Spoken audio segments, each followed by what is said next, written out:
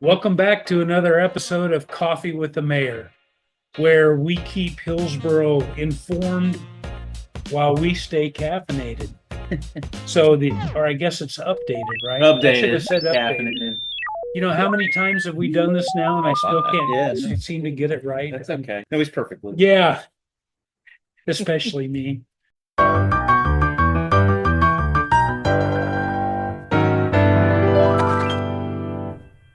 So welcome. And today we have, of course, my trusty sidekick, Matt Stiles, our city administrator. And we're very excited to welcome our guest, Chad Hughbanks, who's the assistant director. Did I get that right? Associate director of the Hillsboro Community Foundation.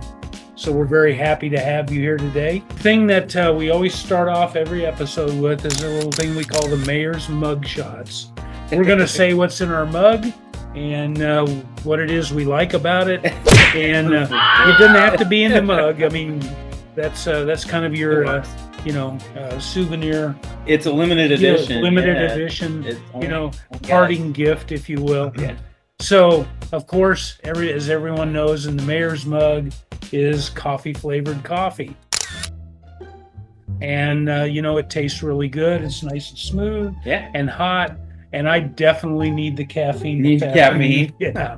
Hot drink on a hot day, right? Drink on a hot day, yeah. Nothing like it, man. So, Matt, what about you? Well, I went the opposite route. Okay. I went with the ice drink today because it's supposed to be in the 90s. So it's my regular decaf Americano, staying off the caffeine. A little bit of cow milk in it, beef moo, according to Kathy. So, it's a pretty standard issue. Yeah, sometimes he likes to go with this oat milk, and I have never quite understood how you milk oats. How do you milk? But apparently you can. So, Chad, what do you got going on? So we got actually a household favorite. This is my son's favorite drink. This is the peach smoothie with the wort. There's a little bit of banana mixed in there, and then of course everyone's favorite whipped cream on top. Oh man, it's a classic in our house. I don't think any of it's going to make it home to him, but we can cross our fingers and hope. Yeah, there you go. Well, it sounds pretty classic, and it looks pretty good actually, especially on a hot day. On a hot day, here we go. Yeah. So, Chad, give us a snapshot of what the Hillsboro Community Foundation does and how the work shows up in the day-to-day life of Hillsboro. In my mind, the Hillsboro Community Foundation is Hillsboro's home for local philanthropy and charitable giving. At its core, HCF is we're a bridge, a facilitator, a connection point between local donors and local causes, and connecting those local donors to the causes that they care about specifically.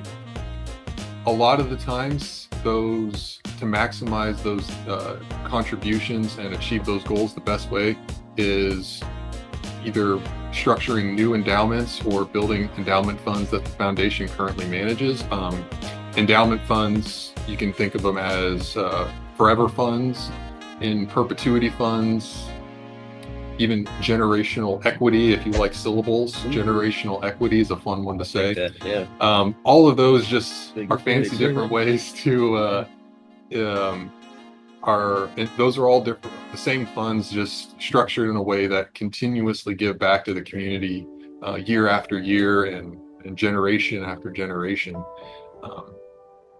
HCF, we take those endowment funds and issue grants back into the community to those local projects and causes and various organizations within the community and the county that are trying to make just life in Hillsboro just a little bit better. So our work translates into, I guess, some tangible benefits for day-to-day lives for Hillsboro residents in a lot of different forms. Yeah. You guys are everywhere. We're everywhere. Yeah. Scholarships is one way. For sure. Everyone loves scholarships. Especially this time of year, This right? time of year, actually, you mentioned that, but we just wrapped up our scholarship cycle for 2025, and the foundation awarded over $23,000 in local scholarships to, again, all staying here in the community, to local graduating seniors. Nice. So scholarships is one way the community can benefit from the foundation. Other ways are public services. The fire department, for instance, well, fun story is that the fire department was actually a recipient of the very first grant from the foundation. Wow. In 2005. Okay. It was for a thermal imaging camera. Yeah. I remember that. Yeah. Actually. I do. Okay. That was I from the remember foundation. that, yeah. More recently, though, the fire department also with their I guess I call it a drone program. Yep. That was in part sponsorship from the community foundation. The police department has benefited with upgraded protective vests. Yep. The public library has been a beneficiary from the foundation numerous times throughout the 20 years of our existence, from being able to receive new books, new book shelves, summer reading program. That's one you guys do every year, right? It's a pretty reoccurring thing. But the benefit with that and the library is that they're able to keep those enrollment costs down. Yeah. With a community foundation grant to hopefully have more kids being able to participate. So churches as well as a lot of our local nonprofits are all different ways that the community foundation has been able to find partnerships to kind of improve maybe just a little bit, but improve the lives of Hillsboro.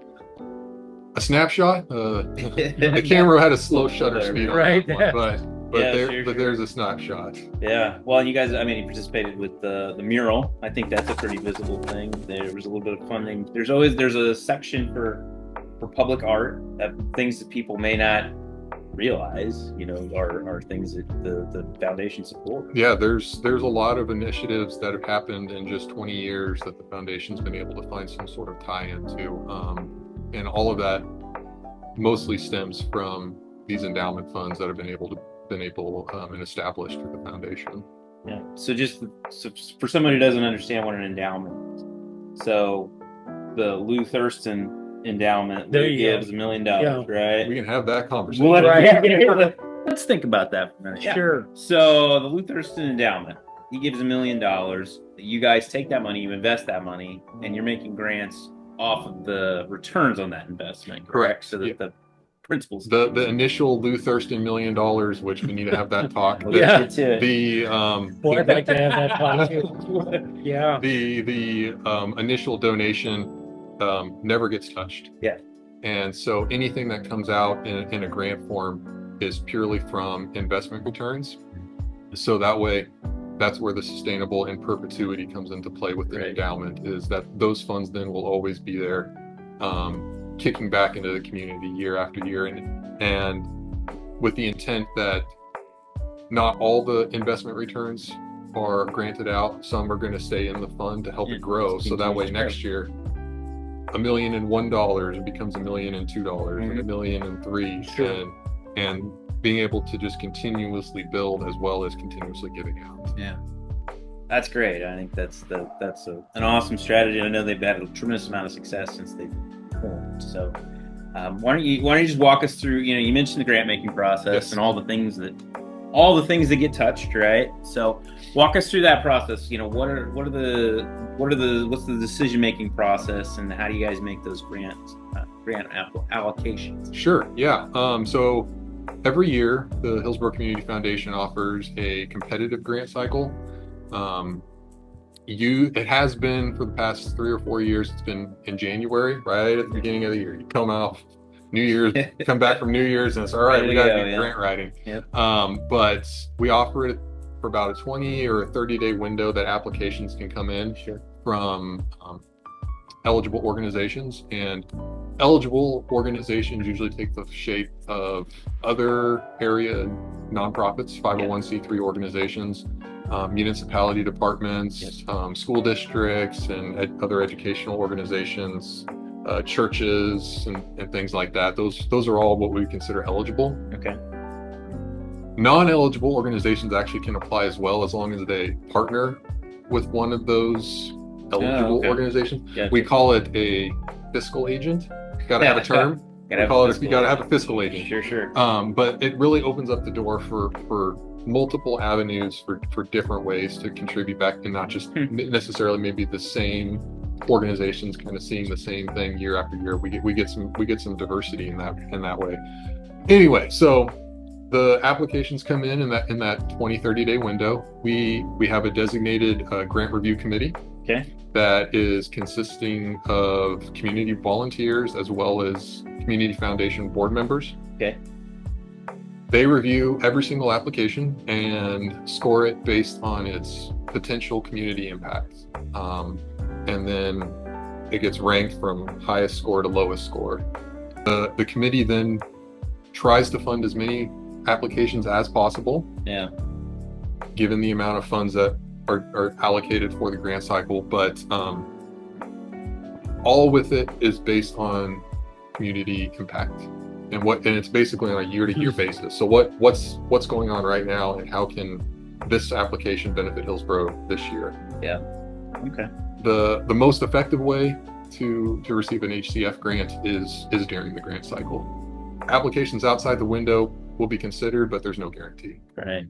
And so you have like the Lou Thurston Fund. Yeah, If right. Lou wants to support, I don't know, well, whatever it is, community fishing. Let's say it's community fishing. You like fishing, right? Yeah, sure. Okay. Say that's what it is. I kind of actually figured you were going to say it would be for the floating barbecue The island. floating barbecue island. Yeah, that's a good one too. Yeah. We'll revisit that too. So like if Lou had a specific thing that he was looking at, I mean, he could direct that money For those specific purpose. thing. Yeah. Okay. Donors especially, they have their specific thing that they have in mind for what they want done, and we work with them as best we can. Yeah. Okay. So you can get that floating Okay, barbecue floating grill. Yeah, barbecue. that's something you want to do, man. Yep, with your $1 million. Yeah, $1 million right. investment. That's all it takes. All it takes is $1 million. For a small fee, Just anything's just a small donation of Yeah. $1 million. will make it. Nice. So Chad, looking back, is there a project that the foundation has supported that has stood out to you? I know we talked about, the variety and how many of them you get involved in, but is there one that or two that maybe kind of stand out in your mind? It would be simple and easy for me to be able to point at a visible project that has happened through the foundation. You talked about the downtown murals, the Larry Payne Memorial Splash Pad, the basketball courts in the park. Yeah. Those have all had ties through the foundation, donors wanting to give to those projects. The more enduring and impactful thing for me is maybe the stuff that people don't see that the foundation's been able to do. HCF was established as a way for people to contribute into Hillsboro's future, but unfortunately sometimes those investments come at the end of someone's life. Oh. And a couple examples, maybe what I'm talking about. So Margaret Ebel, she went to Tabor. Okay. And graduated from Tabor and went on to become a teacher. And she moved away from Hillsboro. Spent most of her professional career working with younger kids in early childhood development, and she really developed a passion for that. After her professional life was over, she retired and came back to Hillsboro, where she actually became really good friends with former Mayor Dolores Dahlke. Yeah. Oh, yeah. Okay. Upon Marga's passing, she left an estate gift through the Community Foundation with the description, the purpose for benefiting children's health in Hillsboro.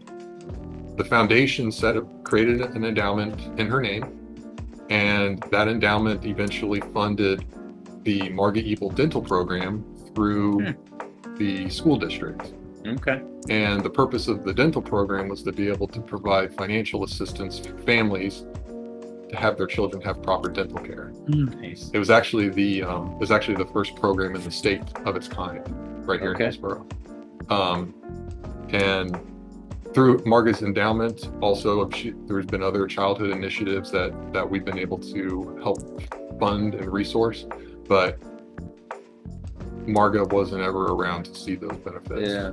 I guess I think of stories like that when it comes to impact for me, and the benefit of having a community foundation in place to help sustain that long term. So that's what I think about when I think of impact.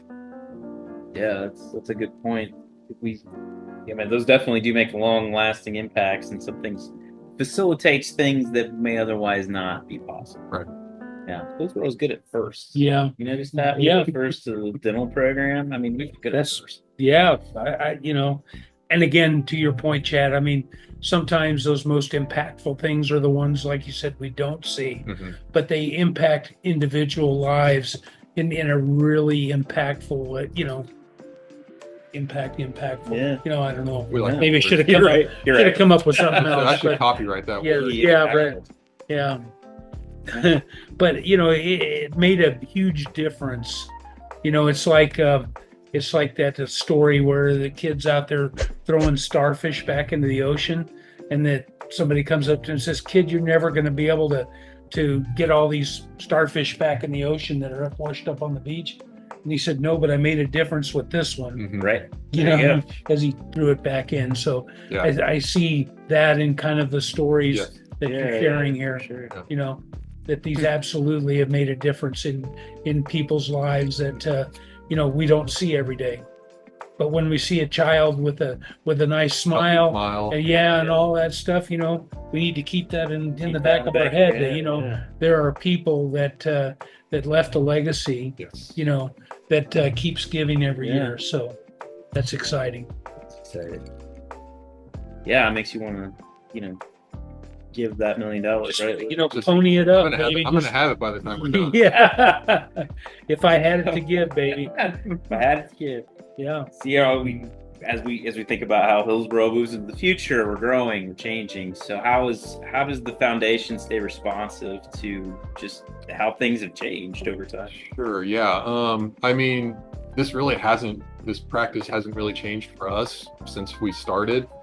We've always had good ties with city administrators and the local government and the school district and local businesses and nonprofit organizations in the county and here in the community. We've built those over time, and we've used that information and those partnerships to just kind of be able to somewhat stay ahead and see the changes that always are evolving in a community. And the great thing with the community foundation is that we can evolve as the community evolves. Yeah. So having those partnerships, it's a people game. Yeah. It's just having those relationships in town and having good standing relationships and having those conversations, really just having lots of people. That sounds familiar. Yeah, it does. Just to interject, we're right in the middle of updating our strategic plan. We put together a strategic plan back in 2021, and with 3 major goals and objectives in that strategic plan in alphabetical order: childcare, housing, and workforce. And we've made, and you participated in some of this with the H4C organization. So childcare is well on its way to being a goal met, getting there. And housing with Mennonite Housing and that development, that's going to make a huge all of difference. this is it's starting to happen like at the same time, which is great. Child Care Center, it's moving from that construction phase into the operation phase. Man, we're hoping. It's a real thing now. Yeah, it is. It's legit. We got a director and everything. Lou, like you mentioned, the foundation has been a part of the Child Care Center for years now at this point, but it's always been on the construction side. Well, now we're trying to pivot on how can we continue to support the operation side and coming back to the building of endowments with the foundation. That's where our next move is in this process is establishing and building endowment geared towards the child care center to try and help offset some of those operational costs. And in the early years, they're going to be figuring some stuff out as they go, and they'll get settled in as the months and the years progress, and the foundation will be able to kind of continuously add just a secondary stream of revenue through an endowment. We have a significant opportunity coming later this fall where the Patterson Family Foundation, they're going to be issuing a $100,000 matching grant. Nice. That the Hillsboro Community Foundation is going to be able to double any donation coming in the month of October. Actually, we just set the time for October. So through the entire month of October, get your $1 million, hold your $1 million. Oh, right. Hold your money, Lou. All right. Powder dry on that dog. So it's actually going to be worth $1.1 million. 1.1 million there. Wow. It's got a good ring to it. I like that. So during the month of October, we're going to be running our own campaign here locally, and every dollar donated will be matched up to $100,000. Nice. And our plan is to contribute as much of that towards the child care center endowment that we're trying to build. Great. To help grow that fund faster, which will just make the impact faster, and especially these early years as things are being figured out. Yeah, there'll be a lot of figuring out. From that management side, just to take a side note on the child care center, it's been a really interesting project to be involved. I'm on the board, so I know a little bit about some of that stuff. And yeah, the construction piece is moving, and now we got to figure out the part where we actually take the kids in. And it's like, oh, good, we got to do something. Like, oh no. And this guy right here is not a child care expert, so I'm glad that we have great people that can do that, and we're leaning on them to do it. Sure. It's great that the foundation is willing to do that, and that's that is fulfilling the mission and role of any community foundation, and that's I appreciate that so much that's somebody's willing to step in and do that. And Patterson's great. I'm happy that they're able to do that matching portion. That's good. That'll be really good. Hopefully we can get to 100,000. So we just need 100 people to give $1,000. We just need 100 people to give $1,000. That's pretty straightforward, right? You can find that. Just knock on doors. There you go. On doors, baby. Start knocking. Maybe they'll see our podcast and just open their checkbook. So, give us a little bit of your background, and then from that kind of pivot off, what from that inspired you then to get involved in this current role you have in community focused work? So so I'll say that it really was two things that eventually came together. So with my previous job, for about 10 years, I worked with various municipality public works departments in north central and northeast Kansas, and was able to work with a lot of the same people for most of those 10 years, and was able to learn and see the work that they were able to do to help benefit their town over 10 years, and building these relationships with these people. It kind of, I guess, just slowly just chipped away. And I kind of wanted to start finding a way that I could contribute to my hometown. So that's one. The other one was my mother-in-law. Okay. Marissa, the coffee shop owner from Little Pleasures. Right? Yeah, it's my mother-in-law. She's awesome. She came on the HCF as on the board of directors in, I want to say it was 2019. Okay. Eventually, she asked me just kind of help do some advertising work, some graphic design work for some promotions and things that they were doing for the foundation. So I guess that was kind of my first step in a volunteer basis. So I did that a few times, and then I was asked if I wanted to actually join the grant cycle committee, and that would have been in 2022. And then I actually came on as a board member in December of 2023. And so at that point, I was a board member. We had a director in place at the time, and I was good with my role in the foundation at that point. I was learning more and actually being able to kind of help contribute to more of the day-to-day and the future decisions that the foundation was going in, and I was good with my role. Move ahead to summer of 2024, we're looking for a new director. And by that point, I had been really involved on almost a daily basis with things in the foundation, and coming together between my desire to want to do something for my community and something within the foundation, that it just kind of all lined up. Yeah. And I applied for the director position, and then in October of 2024, I was hired on as the full-time director for the Hillsboro Community Foundation, and 8 months later, here we go. I love passion. I love people that have passion, and it's very clear, as anybody who's listening to you can see that you're definitely passionate about this. Yeah. The foundation, it wasn't around really when I would have, in 2004 was when the foundation was established. I was graduating from Hillsboro in 2006, and the foundation was very much in its infancy at that point. Yeah. And, we came back because the community, the school district, it's all things that we were comfortable with. We knew and our families were here, and it wasn't that hard of a decision when we decided to come back. See a lot of that too, don't we? Yeah. Yeah. I've got a little bit of that in my history. My daughter moved back to Hillsboro too, to raise her children here and have them go to Hillsboro schools. Yeah. So yeah. Sure, this is probably the very first time you've heard this, where I walk out of graduation and I'm like, see ya, not coming back. Yeah. Right. No, there's this, I don't know, there's like this magical pull that Hillsboro has that just is like, just come back. There's opportunity Yeah. here. Just do it again. I get the chance to talk to the senior government class every year, and I always ask them, one of the questions I ask them is, who's planning to stay here in Hillsboro? And no hands.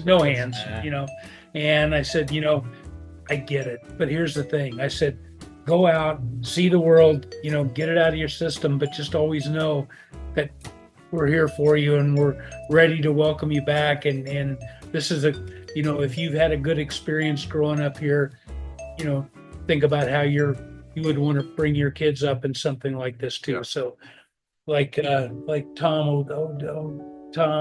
the we'll leave the light on for you. we'll leave, Make you sleepy just looking at it. Well, I'm Tom Bodette from Motel 6, and we'll leave the light on for you. not that Hillsboro's Motel 6, I think we're a little bit up. We're above that, right? We're at least Hampton Inn Yeah. status, I think. so. Yeah. If your points carry over, but, Right. you try. All right, Chad. So for everybody who's listening, watching, how do they get involved with this? I mean, you kind of that's how they hooked you. They got you. They started, little bits and pieces here, right? So how does somebody who's interested, what's that step for them? Man, the easiest approach just to find out how they can fit in within the community foundation is just reach out to me. Let's just have a conversation. I'll text if you only want to text. Right.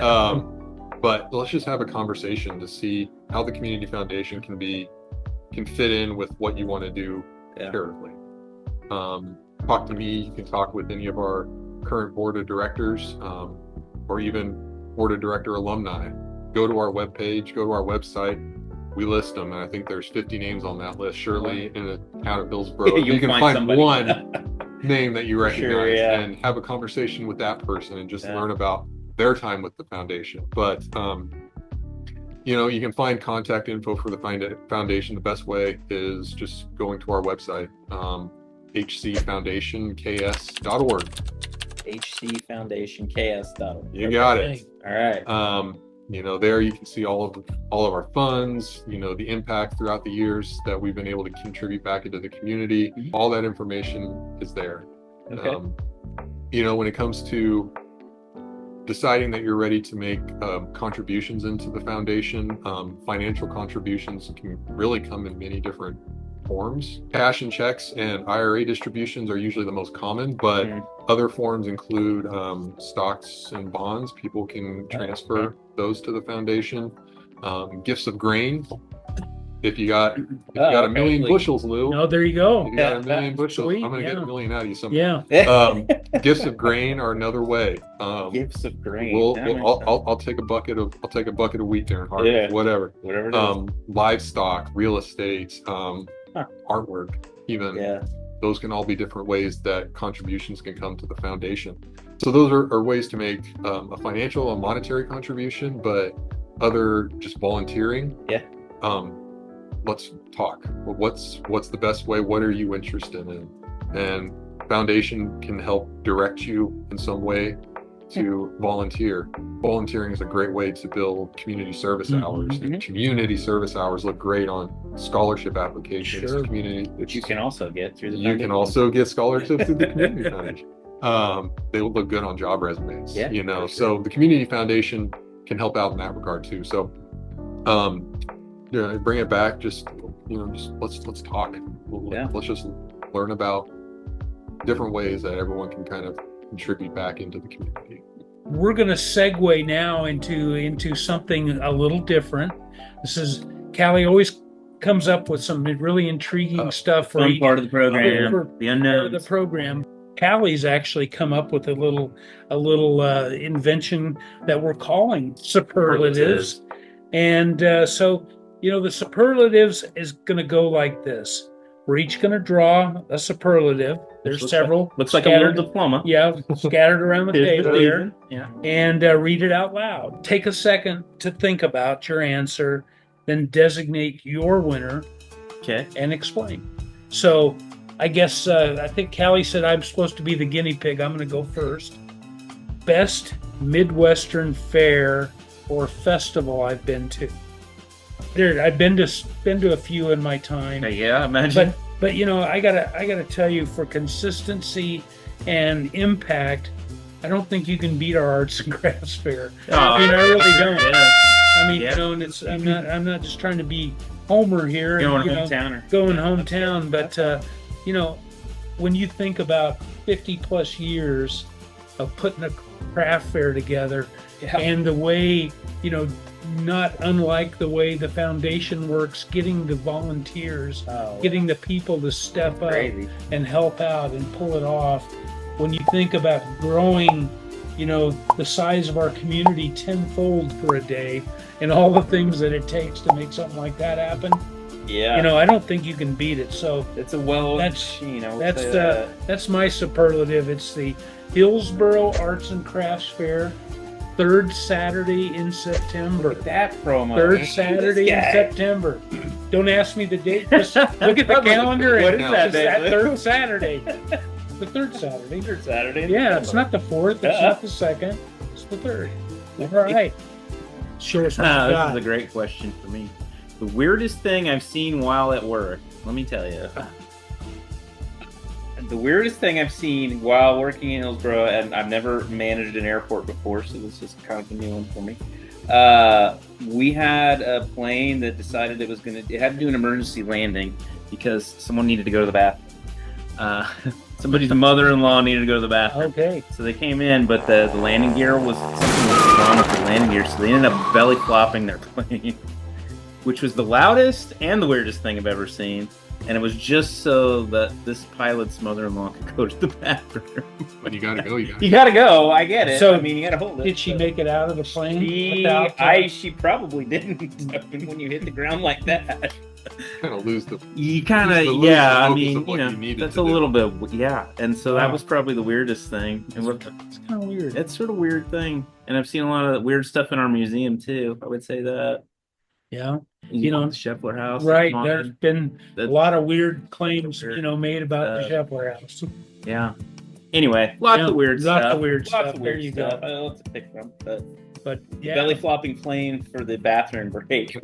That's probably the most expensive bathroom break that anyone's had. I can imagine. I can imagine. I would have to do it. Any landing you can walk away from, though, is a good one. Yeah. So we're clapping. And what what do they say in the in the Navy? The guys landing on carriers. It's just a controlled crash. It's a control. That's about right. That's all it is.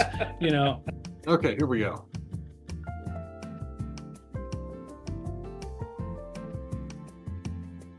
Windiest place in Hillsboro. Well, for me, that's actually a pretty easy one to answer. I am going to say out at the rec complex. Let's say the sports complex where wind is born. There is very little wind resistance out there. And I know some of those mornings waking up and doing an early morning jog or a walk out that way, and you don't think it's that bad until you turn the corner at the pool and you just whoosh. So yeah, I would say the windiest place in Hillsboro is the sports complex. Well, maybe that's why they put the airport out there. Yeah. Because airplanes need wind. They need a little wind to get going. Get going, yeah. So, might have something to do with it. Yeah, that's true. Well, Chad, we really appreciate you being here today. We appreciate the work that you do for the foundation and how important that is to Hillsboro. You're making a difference. The foundation has made a difference, and it was actually pretty cool to see you bring those original folks back in, for an award here recently. Oh yes. And Matt's predecessor was one of those folks, and so it was good to see him back in the community. So we give our guests a chance to plug social media or website. You've already given the foundation's website, but let's go over it one more time. Okay. So our website is hcfoundationks.org. You can also find the foundation on Facebook and Instagram. And frankly, that's about it for us right now. So those are our three main sources of information and ability to contact the foundation. Very good.